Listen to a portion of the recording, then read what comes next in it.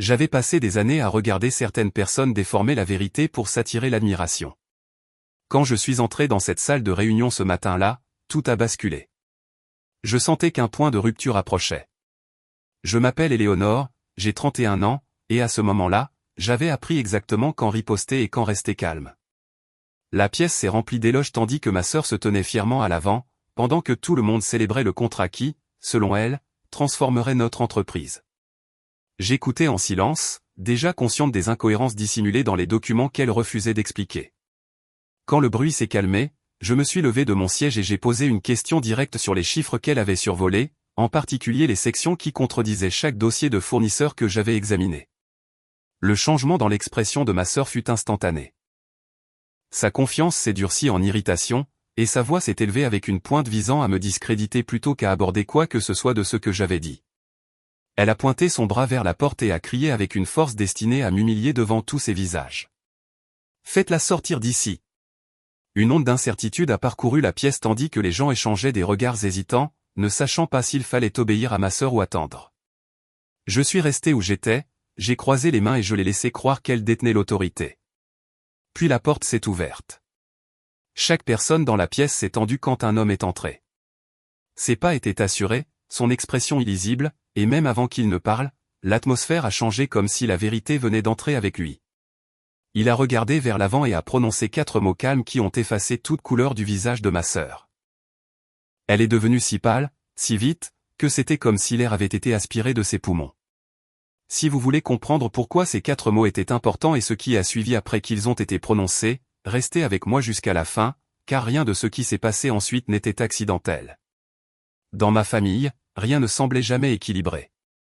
Et cette vérité a façonné chaque partie de mon enfance d'une manière que je n'ai comprise que bien plus tard.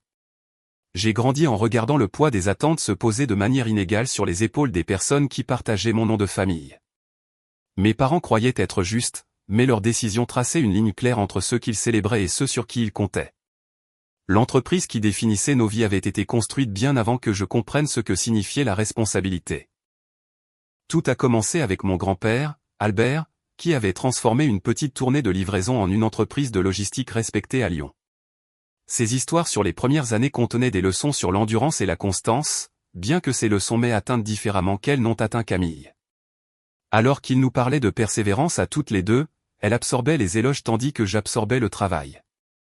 Camille aimait être sous les feux des projecteurs, ce qui allait de pair avec sa position dans la famille, et je me suis familiarisé avec les fardeaux plus discrets que personne d'autre ne voulait.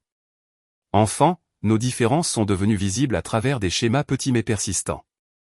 Chaque fois que nous accomplissions une tâche ensemble, mes parents regardaient rarement au-delà des récits de Camille sur ce qui s'était passé.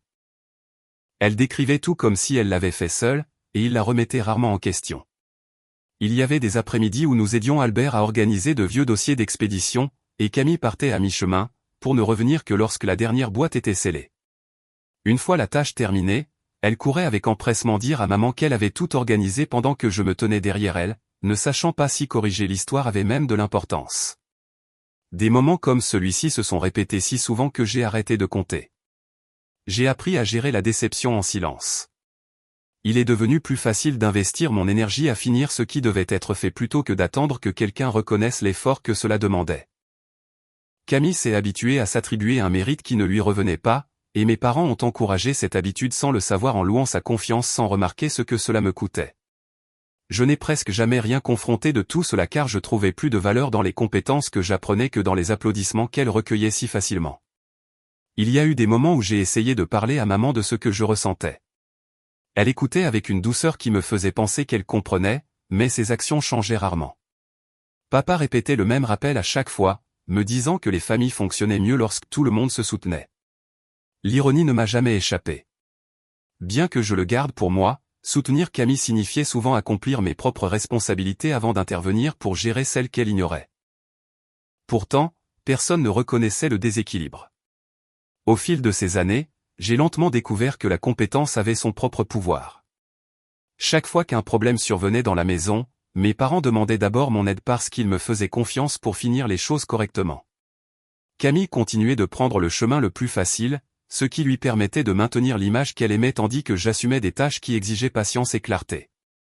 Même si la reconnaissance venait rarement à moi, je comprenais que j'étais préparé à des défis qui exigeraient finalement plus qu'un charme extérieur.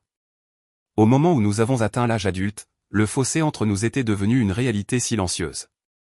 Camille attendait de l'admiration, et j'attendais des responsabilités. Ce qu'aucune de nous n'avait anticipé, c'était la violence avec laquelle ces attentes entreraient en collision une fois que nous serions toutes les deux entrées dans l'entreprise qui portait notre nom de famille. Il y a 8 ans, je suis entré dans l'entreprise avec un mélange d'espoir et de malaise qui enveloppait chaque décision que je prenais pendant ces premiers mois. Je savais que l'entreprise portait des décennies d'histoire, et je savais aussi que je devrais gagner ma place sans compter sur autre chose que ma capacité à apprendre rapidement et à contribuer de manière réellement significative. Camille est entré par une porte très différente, soutenu par la confiance que lui conférait sa familiarité avec l'autorité et le confort de savoir que la plupart des gens s'attendaient à ce qu'elle réussisse. J'ai commencé à l'un des postes les plus bas du département des opérations, où chaque erreur devenait une leçon que je n'ai jamais oubliée. Mes tâches allaient de la vérification des journaux d'expédition à la mise à jour des inventaires numériques, et chaque mission me forçait à comprendre le système de l'intérieur.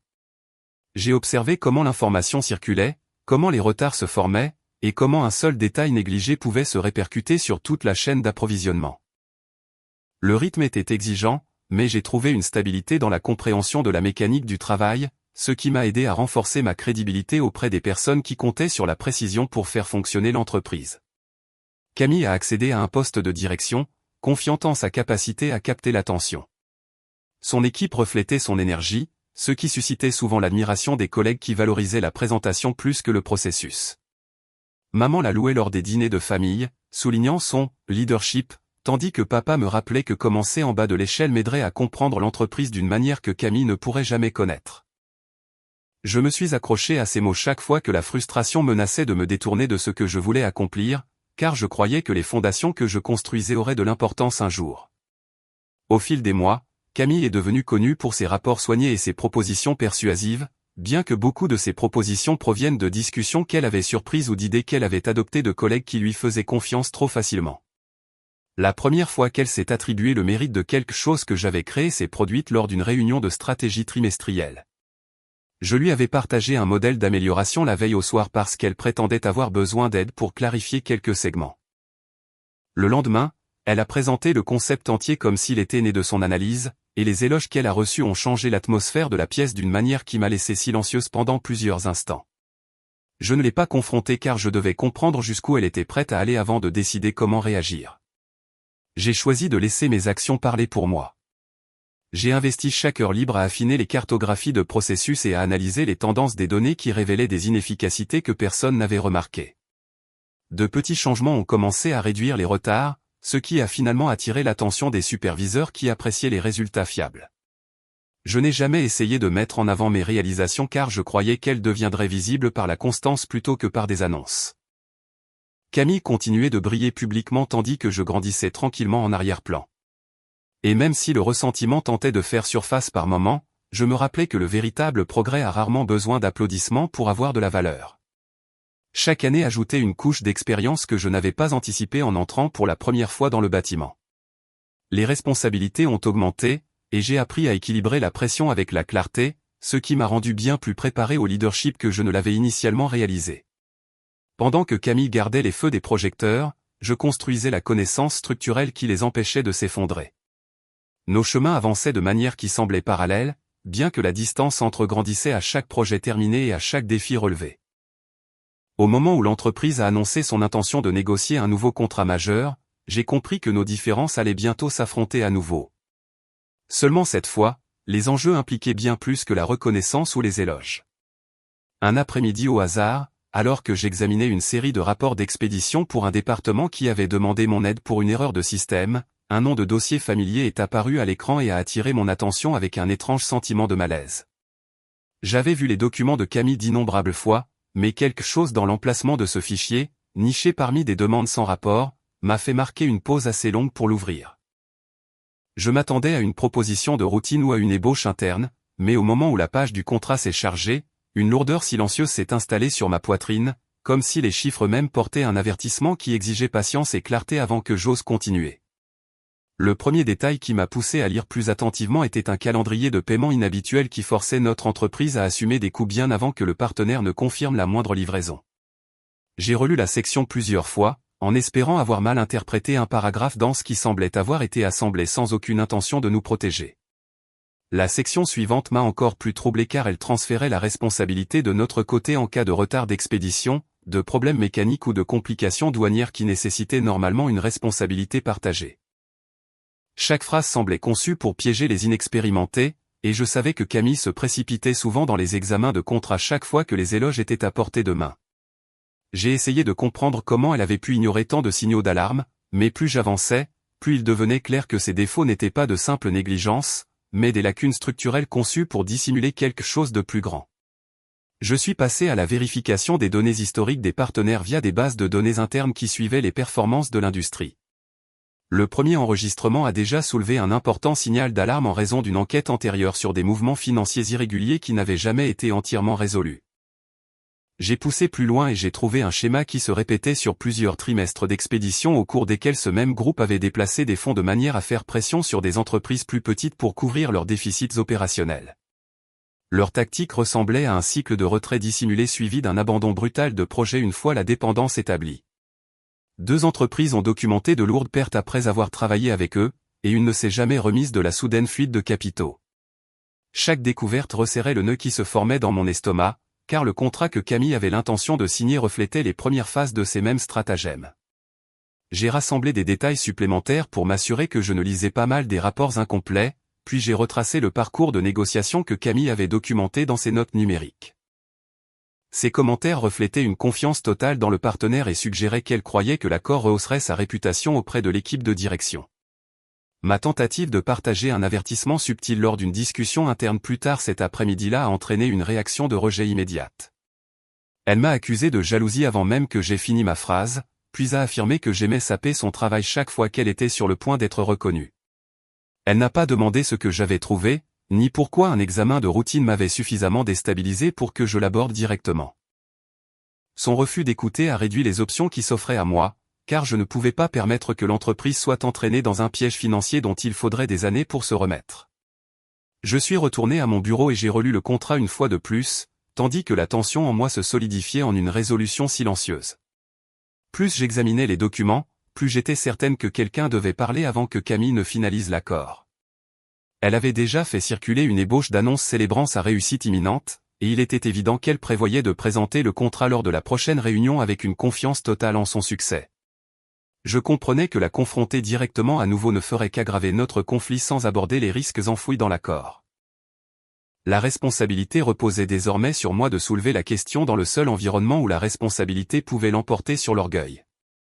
Je savais qu'une fois la réunion commencée, je contesterais le contrat devant l'équipe de direction si Camille insistait pour aller de l'avant.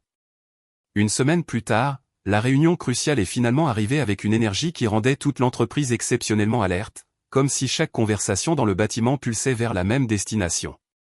Camille a pris place près de l'avant, totalement convaincue que l'événement se terminerait par des éloges qui résonneraient dans tous les départements. Maman et papa se sont installés à proximité avec des expressions qui suggéraient déjà de la fierté, comme si l'issue avait été décidée bien avant même que la réunion ne commence. Je suis entré d'un pas assuré, car je connaissais le poids de ce que je portais et comprenais que cette réunion exposerait plus qu'un désaccord entre 2 sœurs. Camille a commencé la présentation avec un sourire étudié qui montrait qu'elle avait répété ce moment de nombreuses fois. Elle a parlé de la croissance projetée avec un ton qui laissait entendre qu'elle seule avait entraîné l'entreprise vers un avenir plus radieux. Chaque compliment des dirigeants autour d'elle semblait nourrir la croyance qu'elle était devenue une sauveuse. Les commentaires sur son leadership sans faille ont rempli la pièce jusqu'à ce que sa confiance devienne si démesurée qu'elle a à peine jeté un coup d'œil aux notes qu'elle avait préparées. J'ai attendu et écouté pendant qu'elle discutait du contrat qui, selon elle, assurerait son statut. Chaque phrase rendait plus difficile de rester silencieuse car je savais que la vérité finirait par entrer en collision avec tout ce qu'elle disait.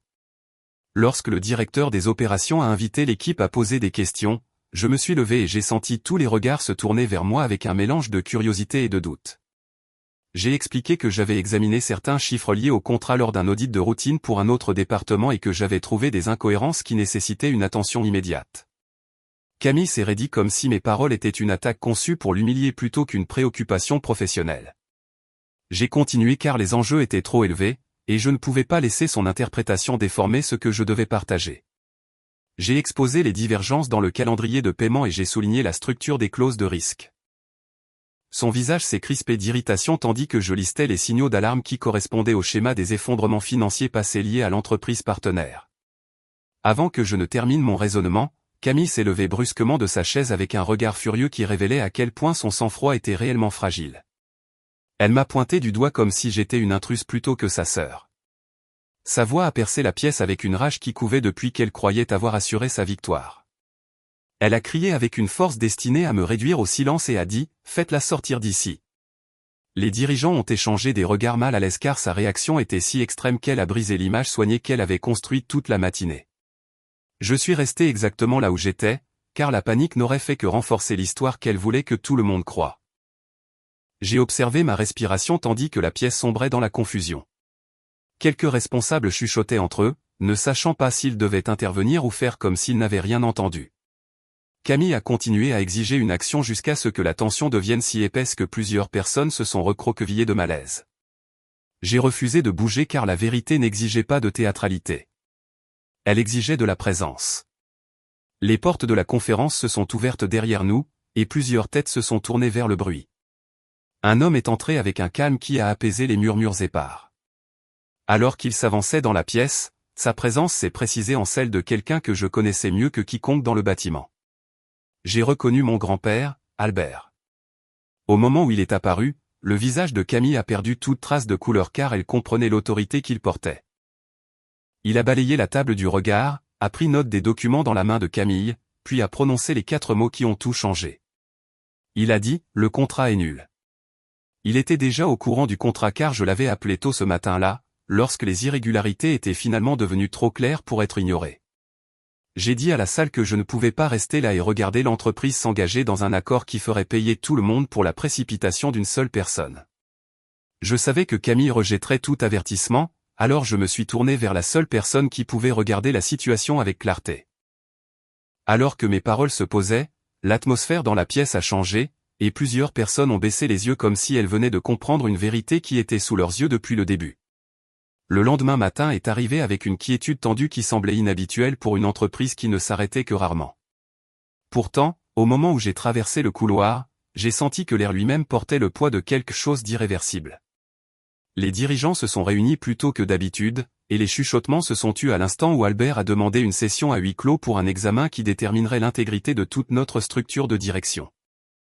J'ai pris ma place, tranquillement, consciente que chaque regard portait sa propre question sur ce que la journée pourrait révéler. Le chef de l'audit interne, qui avait toujours gardé son calme même dans les périodes les plus stressantes, a ouvert un épais dossier contenant plusieurs mois d'activités financières liées à Camille.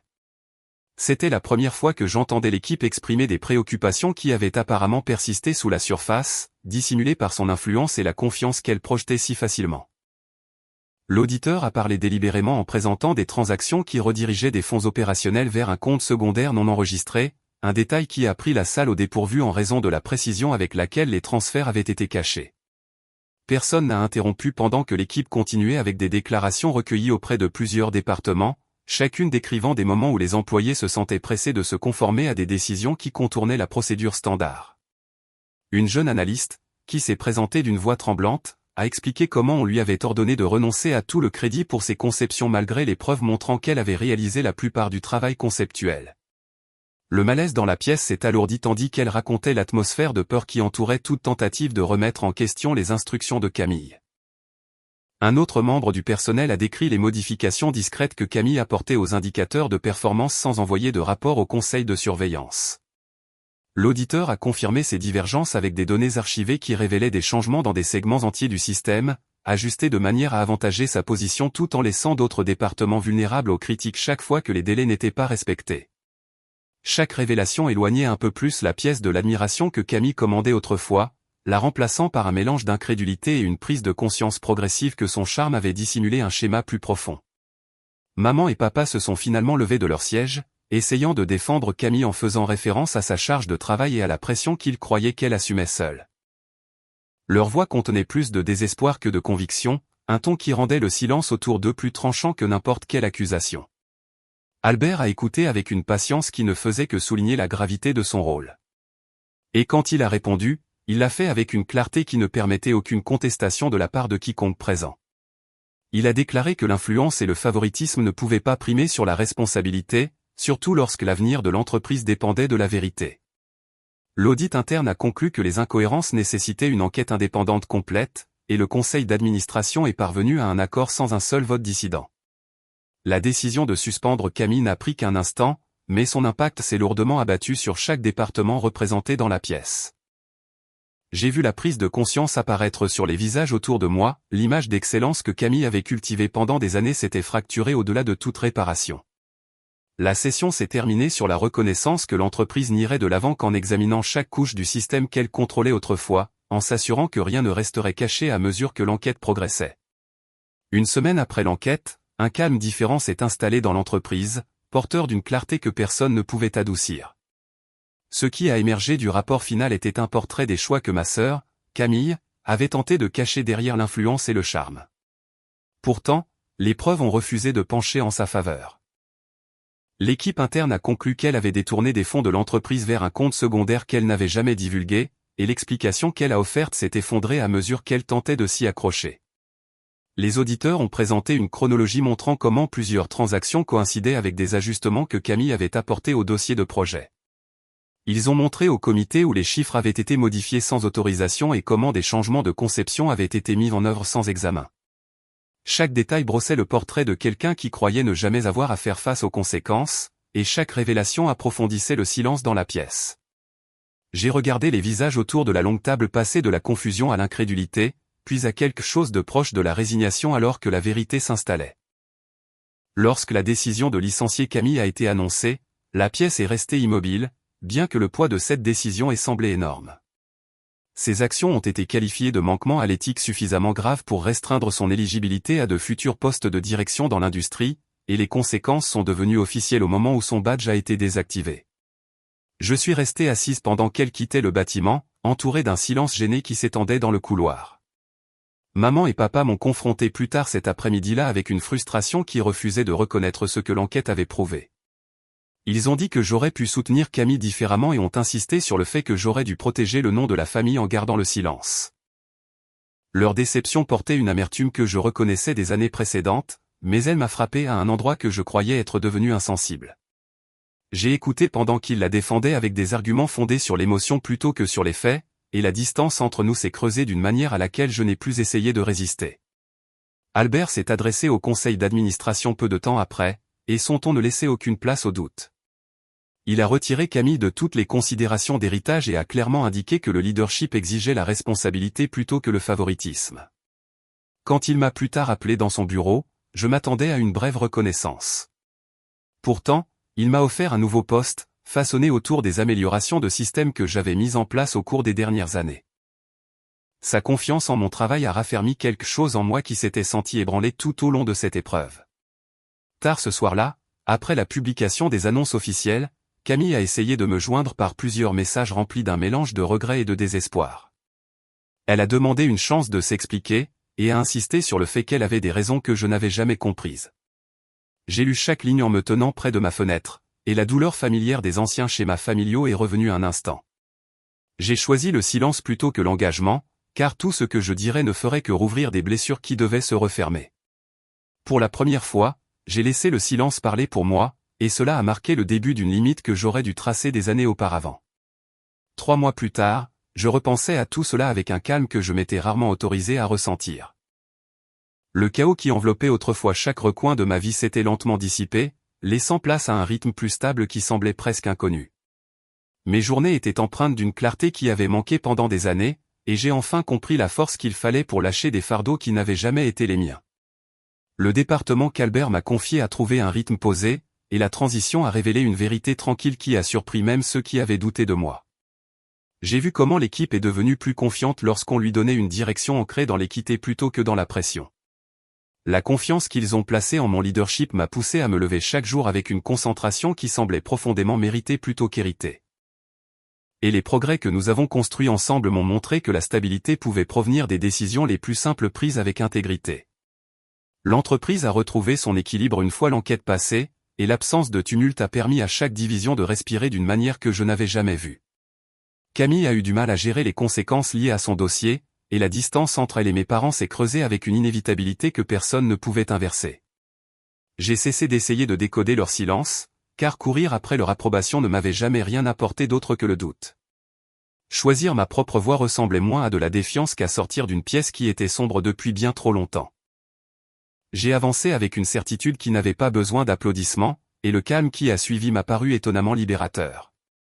J'ai appris que les limites au sein d'une famille ne sont pas une trahison, mais un moyen de préserver son identité, surtout lorsque la loyauté est utilisée comme un bouclier pour un comportement nuisible. Rester ferme dans un environnement professionnel signifie souvent accepter que la vérité dérangera ceux qui comptent sur la manipulation. Pourtant, l'honnêteté reste la seule fondation assez solide pour protéger ceux qui comptent. Prendre la parole peut inviter au conflit, mais le silence exige toujours un coût plus élevé. Merci d'être resté avec moi jusqu'au dernier moment de cette histoire. Votre temps et votre présence signifient plus que vous ne le pensez, et j'espère que quelque chose dans mon parcours trouvera un écho dans vos propres expériences. J'aimerais beaucoup savoir comment vous gérez la loyauté, l'équité ou les attentes familiales dans votre vie. N'hésitez pas à partager vos réflexions ou vos histoires ci-dessous afin que nous puissions apprendre les uns des autres.